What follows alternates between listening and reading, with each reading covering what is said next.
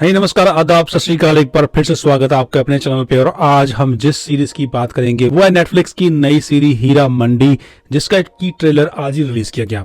देखिए, संजय लीला बंसाली का नाम है तो आप इमेजिन कर ही सकते हैं कि बड़े बड़े सेट्स होंगे, बड़े बड़े कॉस्ट्यूम्स होंगे, वाइड एंगल शॉट्स होंगे और एक पुराना जमाना जो कि आज़ादी से पहले का जो जमाना था वो दिखाया जाएगा।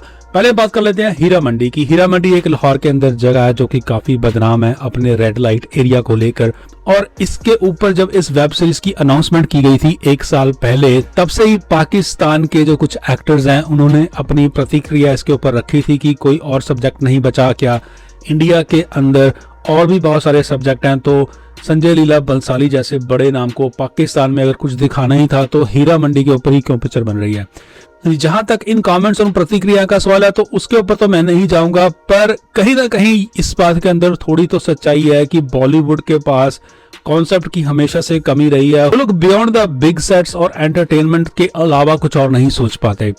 तो संजय लीला बंसाली की अगर आप पिछली मूवीज भी उठा के देख लो, चाहे वो रामलीला थी या उन्होंने एक बहुत बड़ी हिट दी थी गंगूबाई कातियावाली, जिसके अंदर की आलिया भट्ट ने बहुत ही बेहतरीन अदाकारी करी थी। तो मुझे लगता है कि शायद संजय लीला बंसाली के पास ऑलरेडी ऐसे सेट्स मौजूद हैं, ऑलरेडी ऐसे कॉस्ट्यूम पड़े हैं, तो बस वो उन्हीं को दोबारा यूज करके सेम दिखने वाली पिक्चरें बना रहे हैं।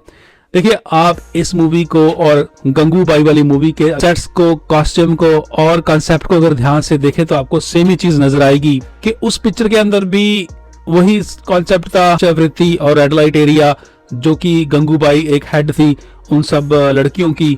उसके अंदर भी वही देश की आजादी के टाइम पे उनको उनका हक दिलाने की बात थी। यहाँ पे भी इस ट्रेलर के अंदर आपको कुछ ऐसे सीन दिख रहे हैं जहां पे वंदे मातरम के नारे लग रहे हैं, और उस वक्त देश जब आजादी की तरफ बढ़ रहा था तो वैसा ही कुछ माहौल इसके अंदर भी दिख रहा है। और अगर कहानी की बात भी करें तो उस टाइम पे जो नवाब थे वो अपनी पत्नियों के अलावा इन औरतों को रखते थे जिन्हें रखैल या फिर अंग्रेजी के अंदर सोफिस्टिकेटेड वर्ड में कॉर्टिजियन बोल सकते हैं, और ब्रॉथल्स या कोठा अगर वैसा आप लैंग्वेज नहीं पसंद करते तो अगर आप इस चीज के बारे में बात करते हो तो इनकी इंटरव्यूज में आपको ये जो वर्ड्स हैं कॉर्टिजियन और ब्रॉथल बड़े आम यूज किए हुए दिखेंगे, लेकिन मतलब उनका सेम ही है।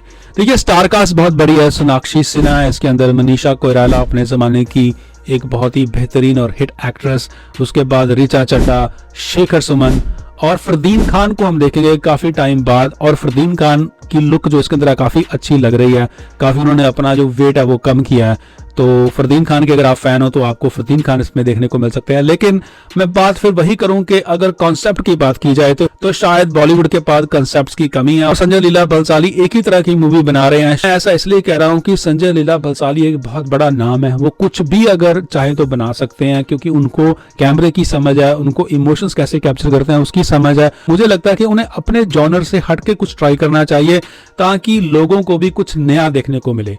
बहरहाल ये जो सीरीज है वो 8 एपिसोड की होगी, और हो सकता है कि अगर ये वाला सीजन पसंद आए लोगों को तो हो सकता है सीजन 2 भी बन जाए।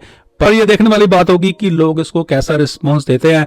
और ये जो सीजन है वो मई के अंदर रिलीज किया जाएगा और उसके बाद ही पता लगेगा कि ये हिट है या फिर मिस है। आपको क्या लगता है कि आप इसको लेकर कितने ज्यादा एक्साइटेड हैं? मुझे कमेंट सेक्शन में जरूर बताइएगा।